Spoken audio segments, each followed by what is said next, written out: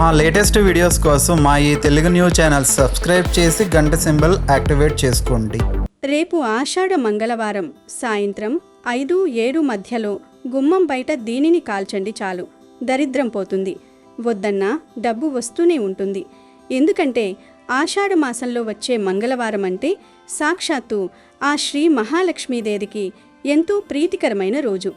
ఈ పవిత్రమైన రోజున అమ్మవారిని భక్తి శ్రద్ధలతో కొలిచినా, ఏ చిన్న పరిహారం చేసినా కూడా లక్ష్మీదేవి సంపూర్ణ అనుగ్రహంతో ఎంతో అద్భుతమైన శుభప్రదమైన ఫలితాలు లభిస్తాయి. ముఖ్యంగా ఈ ఆషాఢ మంగళవారం రోజు సాయంత్రం వేళ మీ ఇంటి గుమ్మం బయట దీనిని కాలిస్తే చాలు, మిమ్మల్ని పట్టి పీడిస్తున్న దరిద్రమంతా పూర్తిగా వదిలిపోతుంది. ఇంట్లో ఉన్న కష్టాలన్నీ ఇట్టే తొలగిపోతాయి. మీరు వద్దన్నా సరే డబ్బు మీకై వస్తూనే ఉంటుంది.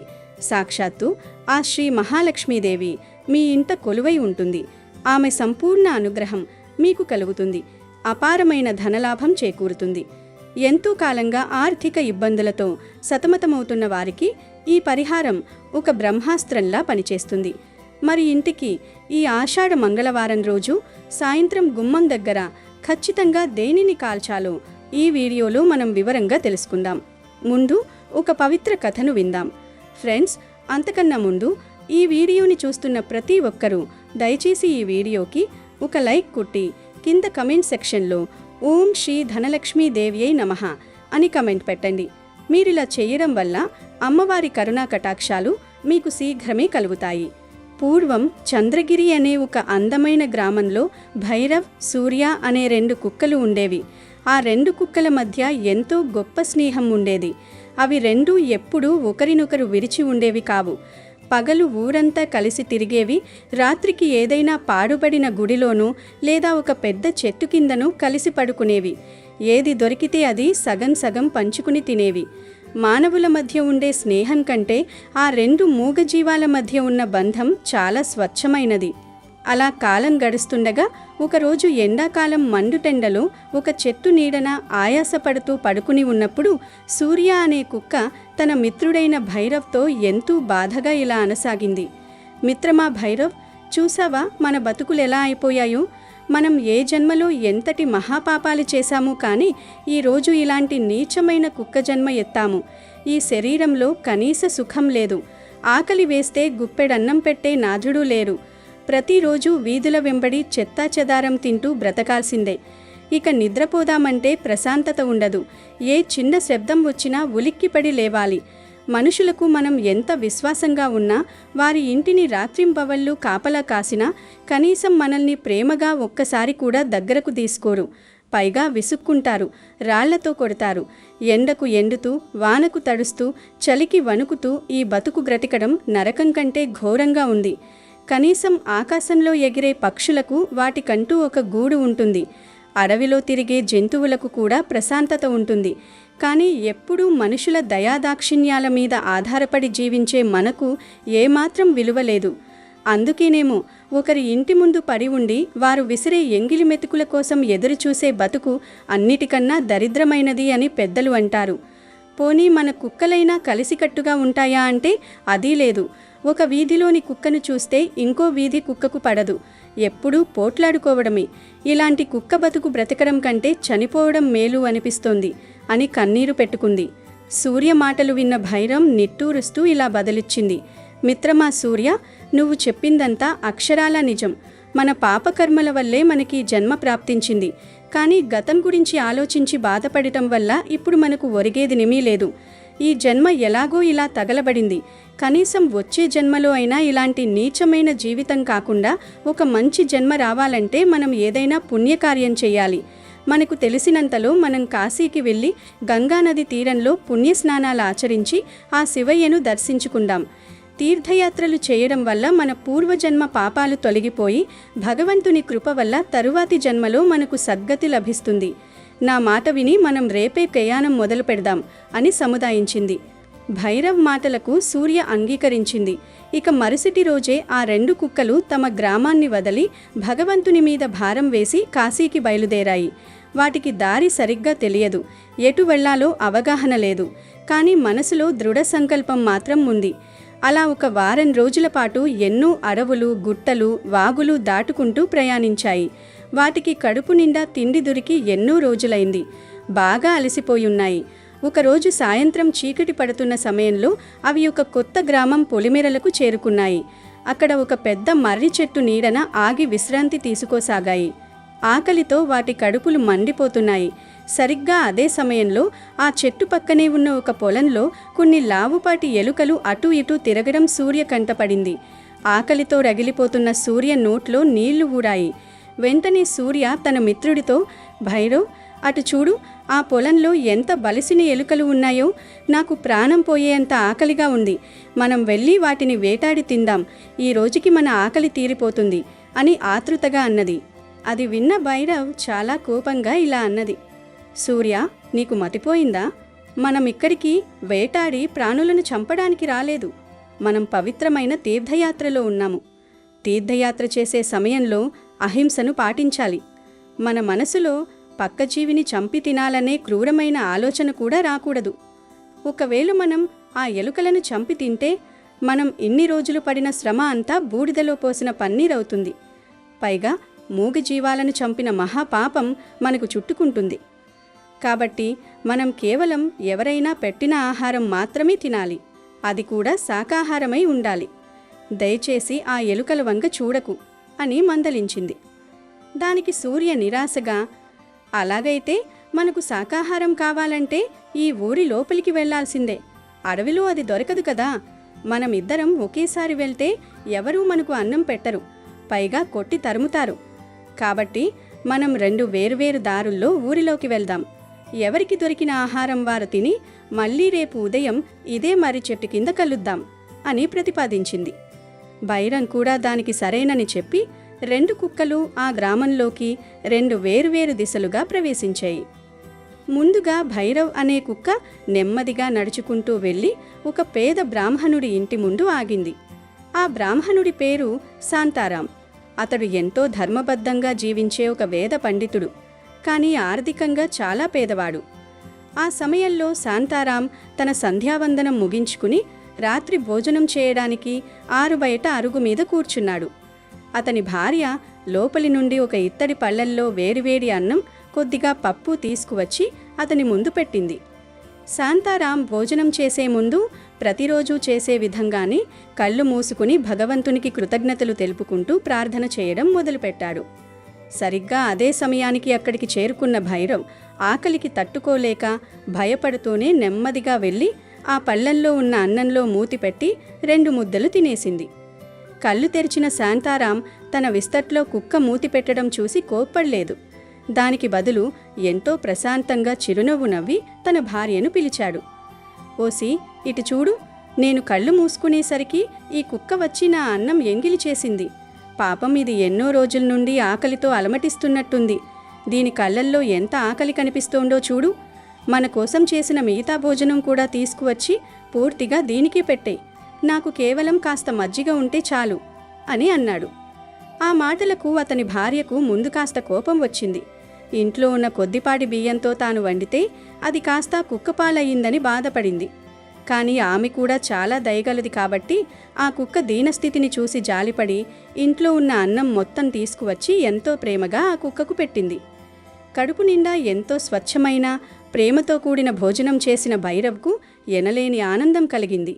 ఆ దంపతుల ఇల్లు చల్లగా ఉండాలని మనస్సారా దీవించి కృతజ్ఞతగా తోక ఊపుకుంటూ మళ్లీ ఆ మర్రి చెట్టు వద్దకు చేరుకుని తన మిత్రుడైన సూర్య కోసం ఎదురుచూస్తూ సాగింది. కానీ మరోవైపు సూర్య పరిస్థితి పూర్తిగా వేరుగా ఉంది. సూర్య ఆహారం వెతుకుకుంటూ వెళ్ళి ఆ ఊడిలో అత్యంత ధనవంతుడు, ఎంతో గర్విష్టి అయిన గజపతి అనే వ్యాపారి ఇంటికి చేరుకుంది. గజపతికి డబ్బు పిచ్చి ఎక్కువ. పేదవాళ్లంటే కనీస దయ ఉండదు. ఆ సమయంలో గజపతి పంచభక్ష్య పరమాన్నాలతో భోజనం చేయడానికి కూర్చున్నాడు. అతని ముందు రకరకాల వంటకాలతో ఒక పెద్ద వెంటుపళ్ళం ఉంది. కడుపు మాడిపోతున్న సూర్య ఆ సువాసనలకు తట్టుకోలేక గజపతి పక్కకు తిరిగిన క్షణంలో ఒక్క ఉదుట్టున వెళ్ళి ఆ పళ్ళల్లో ఉన్న ఒక రొట్టెను నోట కరుచుకుని బయటకు పరుగు తీసింది. అది చూసిన గజపతికి విపరీతమైన కోపం వచ్చింది. ఒక కుక్క తన ఇంట్లోకి వచ్చి తన పళ్ళంలోని ఆహారాన్ని లాక్కెళ్లడమా అని అతని అహంకారం దెబ్బతింది. కళ్ళు ఎర్రబడ్డాయి. వెంటనే పక్కనే ఉన్న ఒక ఇనుప పూత పూసిన లావుపాటి కర్రను తీసుకుని కసిగా సూర్య వెంట పడ్డాడు. సూర్య ఆ రొట్టెను తింటూ ఉండగా వెనుక నుండి వచ్చిన గజపతి తన పూర్తి బలాన్ని ఉపయోగించి సూర్య నడుము మీద విపరీతంగా కొట్టాడు. ఆ దెబ్బకి టక్మని సూర్య వెన్నెముక 2 ముక్కలై విరిగిపోయింది. సూర్య ఆకాశం దద్దరిల్లేలా ఆర్తనాదం చేసింది. దాని వెనక కాళ్ళు పూర్తిగా పడిపోయాయి. నడవడానికి ఏమాత్రం శక్తి లేదు. ప్రాణం పోయేంత నొప్పి, రక్తం కారుతోంది. అయినా ఆ రాక్షస గజపతికి ఏమాత్రం జాలి కలగలేదు. దాన్ని కాళ్ళతో తన్ని అక్కడి నుండి వెళ్ళిపోయాడు. సూర్య ఒక చిన్న రొట్టె ముక్క కోసం తనకింత ఘోరమైన శిక్ష పడుతుందని కలలో కూడా ఊహించలేదు. 2 ముందు కాళ్ల సహాయంతో విరిగిపోయిన వెనుక భాగాన్ని నేలకేసి ఈడ్చుకుంటూ, రక్తం చిందిస్తూ, గుండెలు పగిలేలా ఏడుస్తూ నెమ్మదిగా ఊరి బయట ఉన్న మర్రి చెట్టు వైపుకు పాకుతూ వెళ్ళసాగింది. ఇటు మర్రి చెట్టు కింద భైరవ్ తన మిత్రుడి కోసం ఎంతో ఆందోళనగా ఎదురుచూస్తోంది. రాత్రి గడిచిపోతోంది కానీ సూర్య రాలేదు. నా మిత్రుడికి ఏమైంది?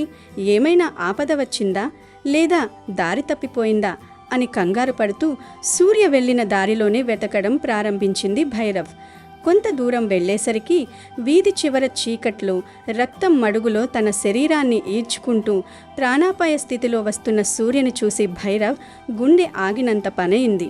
పరుగున వెళ్ళి తన మిత్రుణ్ణి చూసి కన్నీరు మున్నీరుగా ఏడ్చింది. మిత్రమా, ఏమైంది నీకు? ఎవరు చేశారింతటి దారుణం?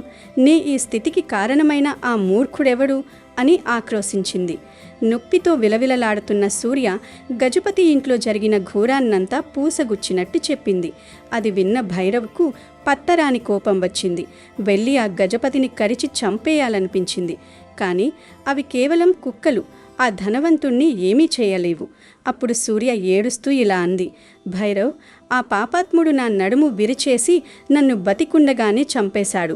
ఈ విరిగిన శరీరంతో నేను కాశీకి రాలేను, తీర్థయాత్ర చెయ్యలేను. ఇలా అడుగడుగునా నరకం అనుభవిస్తూ బతకడం నా వల్ల కాదు. దయచేసి నాకొక చిన్న సాయం చెయ్యి. నన్ను ఎలాగైనా పక్కనే ఉన్న పవిత్రమైన గోదావరి నది తీరానికి తీసుకువెళ్ళు. ఆ నదిలో నా ప్రాణాలు వదిలేస్తాను అని అంది. ఆ మాటలకు భైరవ్ ఎంతో విలపించినా సూర్య పడుతున్న నరకయాతన చూడలేక ఎంతో కష్టపడి తన మిత్రుణ్ణి లాక్కుంటూ తీసుకువెళ్ళి గోదావరి నది ఒడ్డుకు చేర్చింది.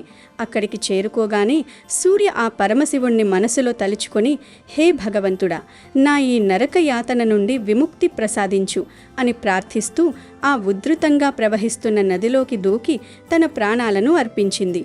తన కళ్ళెదుటే తన ప్రాణమిత్రుడు చనిపోవడం చూసిన భైరవ్ తట్టుకోలేకపోయింది.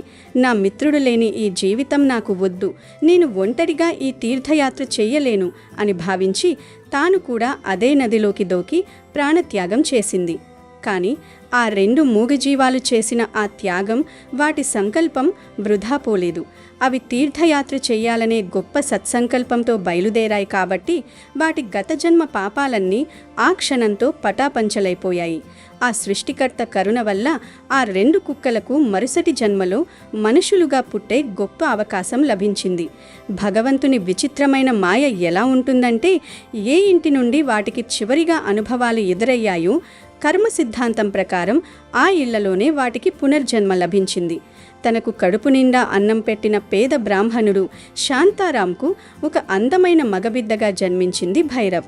ఇక తన నడుము విరగ్గొట్టి తన చావుకు కారణమైన వ్యాపారి గజపతి ఇంట్లోనే అతనికి కొడుకుగా జన్మించింది సూర్య. శాంతారాం, గజపతి ఇద్దరికీ అప్పటి వరకు సంతానం లేదు. లేక పుట్టిన పిల్లలు కావడంతో ఇద్దరూ ఎంతో ఘనంగా వేడుకలు చేసుకున్నారు. కానీ అసలైన కర్మఫలం ఇక్కడి నుండే మొదలైంది. గజపతి ఇంట్లో కొడుకు పుట్టిన ఆనందంలో ఉండగానే అతనికి ఒక భయంకరమైన వార్త తెలిసింది. అతను సరుకులు దాచుకునే పెద్ద గోదాముకు ప్రమాదవశాత్తు నిప్పు అంటుకుని అతని ఆస్తిలో సగం కాలిబూడిదైపోయింది. కొడుకు పుట్టిన వేళా విశేషం బాగోలేదని అందరూ అనుకున్నారు.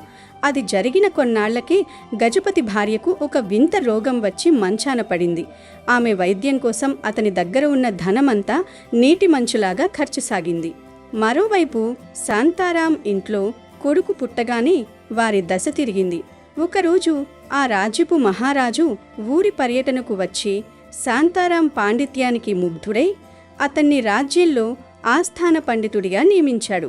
దీనితో శాంతారాంకు విపరీతమైన కీర్తి, గౌరవం, సంపద లభించాయి. ఆనంద్ కూడా తండ్రికి తగ్గ తనయుడిగా ఎంతో వినయంగా పెరిగి చిన్న వయసులోనే సకల శాస్త్రాలు అభ్యసించి అందరి చేత ప్రశంసలు అందుకుంటున్నారు. శాంతారాం కుటుంబం ఎంతో ఆనందంగా సిరి సంపదలతో తులతూగుతోంది. ఇటు గజపతి కొడుకు ప్రతాప్ మాత్రం పెరిగి పెద్దయ్యే కొద్దీ సకల దుర్వ్యసనాలకు బానిసయ్యారు. తండ్రికి మిగిలిన ఆ కొద్దిపాటి ఆస్తిని కూడా జూదం, మద్యం మరియు వ్యభిచారం లాంటి చెడు పనులకు తగలేయకు మొదలుపెట్టాడు.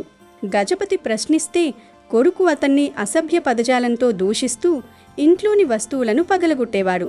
ఒకరోజు రాత్రి పీకల దాకా మద్యం తాగి ఇంటికి వచ్చిన ప్రతాప్ను చూసి గజపతి కోపంతో మందలించాడు.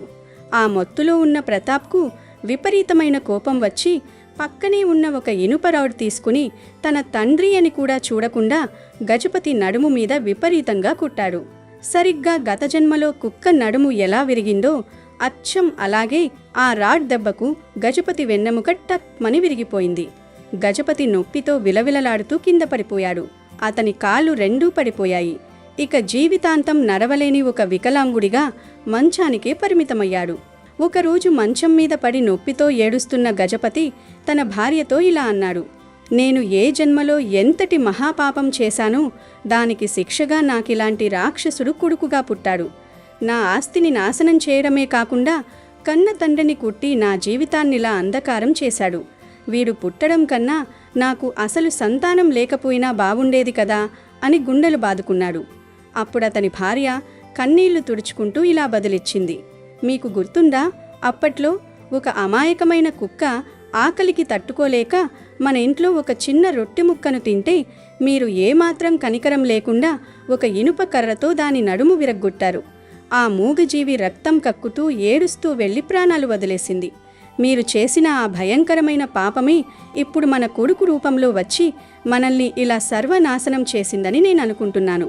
మనం ఏ కర్మైతే చేస్తామో ఆ కర్మ కాలం గడిచే కొద్దీ బలపడి తిరిగి మనల్నే కొడుతుంది అంటారు పెద్దలు.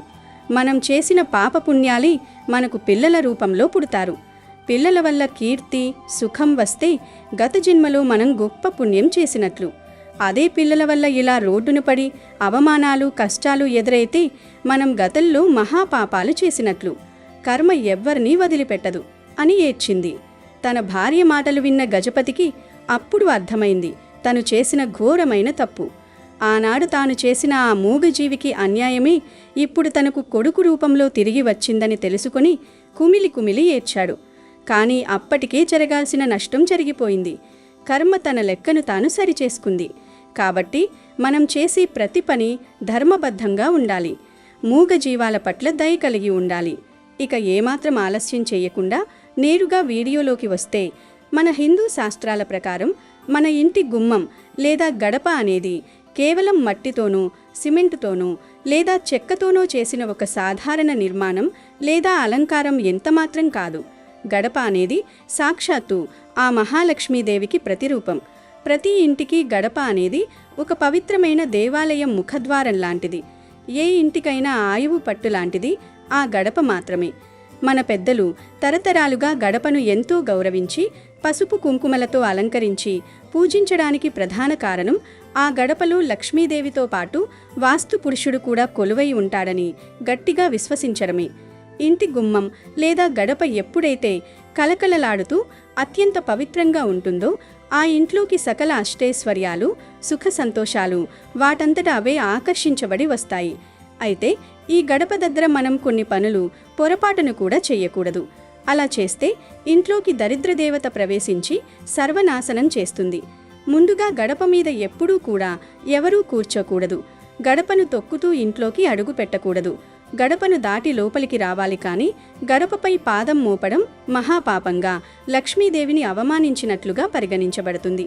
అలాగే గడపపై నిలబడి ఇతరులతో ముచ్చట్లు చెప్పడం, ఎవరితోనూ మాట్లాడకూడదు. గడప మీద నిలబడి భోజనం చేయడం లేదా నీళ్లు త్రాగడం లాంటివి అస్సలు చేయరాదు. కొంతమంది మహిళలు తెలియక గడప మీద నిలబడి చీపురుతో ఇల్లు ఊడుస్తుంటారు. అది ఎంతో తీవ్రమైన వాస్తుదోషం. దీనివల్ల ధన నష్టం కలుగుతుంది. ఉదయం మరియు సాయంత్రం సంధ్యా సమయాల్లో గడప మీద కూర్చోవడం గాని, గడపకు ఆనుకుని నిలబడడం గాని చెయ్యరాదు. గడప దగ్గర దరిద్రంగా చెప్పులు విడవకూడదు.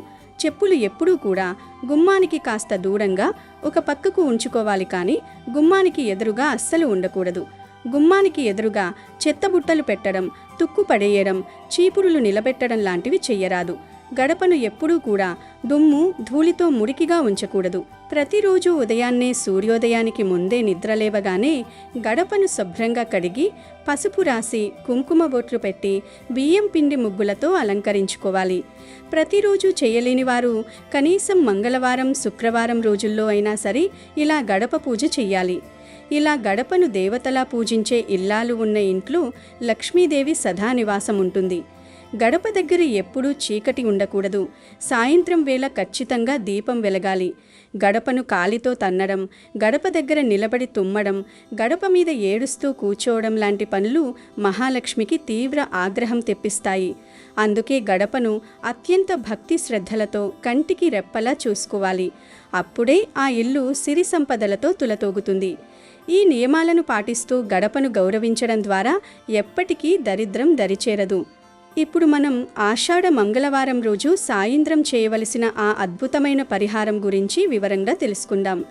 ఈ పరిహారాన్ని ఖచ్చితంగా సాయంత్రం 5 గంటల నుండి 7 గంటల మధ్య సమయంలో చేస్తేనే అద్భుతమైన ఫలితాలు సిద్ధిస్తాయి. ఈ పరిహారం కోసం మీరు పెద్దగా ఖర్చు చేయాల్సిన పని లేదు. మన వంటగదిలో ఉండే సులభమైన వస్తువులతోనే దీనిని చేయవచ్చు. ఈరోజు సాయంత్రం చక్కగా ఒక మట్టి గిన్నెను లేదా ఒక చిన్న మట్టి ప్రమిదను తీసుకోండి. మట్టితో చేసిన పాత్రను వాడటం వల్ల ప్రకృతిలోని ఆకర్షణ శక్తి లభిస్తుంది. ఆ మట్టి ప్రమిదను శుభ్రంగా కడిగి ఆరబెట్టి సిద్ధం చేసుకోండి. ఆ ప్రమిదలో ముందుగా కొన్ని మెంతులు, అంటే సరిగ్గా 1 స్పూను మెంతులను వేయాలి. మెంతులు లక్ష్మీదేవి ఆకర్షణకు అద్భుతంగా పనిచేస్తాయి. ఆర్థిక బాధలను తొలగించడంలో మెంతులకు విశేషమైన శక్తి ఉంది. కాబట్టి మెంతులు వేసి ఆ తర్వాత అందులో 2 లవంగాలను కూడా వేయాలి. లవంగాలు ఎప్పుడూ కూడా విరిగిపోకుండా పువ్వు ఉన్న వాటిని మాత్రమే చూసుకుని వేయాలి. లవంగాలు దిష్టి దోషాలను, నెగిటివ్ ఎనర్జీని పారద్రోలడంలో చాలా చురుకుగా పనిచేస్తాయి. ఆ పైన 1 ఎండుమిరపకాయను కూడా దానిలో వెయ్యాలి. ఎండుమిరపకాయ ముక్కలు కాకుండా తొడిమ ఉన్న ఒకే ఒక్క పూర్తి ఎండుమిరపకాయను వేయడం వల్ల శత్రుబాధలు, కనుదిష్టి లాంటివి పూర్తిగా నశించిపోతాయి. ఇక చివరగా 3 కర్పూరం బిళ్ళలను తీసుకుని వాటిని మెత్తగా పొడి చేసి మనం ముందుగా ప్రమిదలో వేసుకున్న మెంతులు, లవంగాలు, ఎండుమిరపకాయల మీద ఈ కర్పూరం పొడిని సమానంగా చల్లేయాలి. ఇప్పుడు ఈ పరిహారానికి సంబంధించిన ప్రమిద సిద్ధమైనట్లే. ఆ తర్వాత ఆ మట్టి ప్రమిదను మీ చేతిలోకి తీసుకుని మీ ఇల్లంతా, అంటే పూజ గది, హాల్, వంటగది, పడక గది, ఇలా ఇంటి మూలమూలలా అన్ని గదుల్లోనూ ఈ ప్రమిదను పట్టుకుని తిప్పేసి చివరిగా ఇంటి గుమ్మం దగ్గరకు తీసుకురావాలి. ఇలా ఇల్లంతా తిప్పడం వల్ల ఇంట్లో ఉన్న ఎటువంటి దుష్టశక్తి అయినా, నెగిటివ్ ఎనర్జీ అయినా సరే ఆ ప్రమిదలోని వస్తువులకు ఆకర్షించబడి బయటకు వచ్చేస్తుంది. అలా బయటకు తెచ్చిన ఆ ప్రమిదను మీ ఇంటి గుమ్మానికి ఎడమ వైపున నేల మీద భద్రంగా పెట్టాలి. అప్పుడు ఒక అగ్గిపుల్లను తీసుకుని వెలిగించి ఆ ప్రమిదలోని కర్పూరం పొడి ద్వారా అవన్నీ పూర్తిగా కాలిపోయేలాగా మంట పెట్టాలి. ఆ వస్తువులు మండుతున్నప్పుడు వచ్చే పొగ, వాసన మీ ఇంట్లోని మరియు మీ చుట్టుపక్కల ఉన్న దరిద్రాన్ని, ప్రతికూల శక్తులను పారద్రోలుతుంది. ఇలా గుమ్మం దగ్గర ఖచ్చితంగా ఎడమవైపు మాత్రమే పెట్టి కాల్చడం వల్ల విశేషమైన ప్రయోజనం ఉంటుంది. ఈ చిన్న పరిహారం పూర్తి శ్రద్ధతో, నమ్మకంతో చేస్తే ఆ మహాలక్ష్మీదేవి మీ ఇంట అడుగుపెట్టి స్థిర నివాసం ఏర్పరచుకుంటుంది. ఇలా చేస్తే ఆ శ్రీ మహాలక్ష్మీదేవి సంపూర్ణ అనుగ్రహం మీకు కలుగుతుంది. జీవితంలో ఎప్పటికీ ఆర్థిక కష్టాలు రావు. అప్పుల బాధలు తీరిపోతాయి. ధన సంపాదన రోజురోజుకు పెరుగుతూనే ఉంటుంది. మీ కుటుంబంలో సుఖ సంతోషాలు వెల్లివిరుస్తాయి. మీరు అనుకున్న కార్యాలన్నీ ఎలాంటి ఆటంకాలు లేకుండా విజయవంతంగా పూర్తవుతాయి. మీకు అన్నీ శుభాలే జరుగుతాయి. వీడియో నచ్చితే లైక్ చేయండి, షేర్ చేయండి, బట్ సబ్స్క్రైబ్ చేసుకోవడం మర్చిపోవద్దు.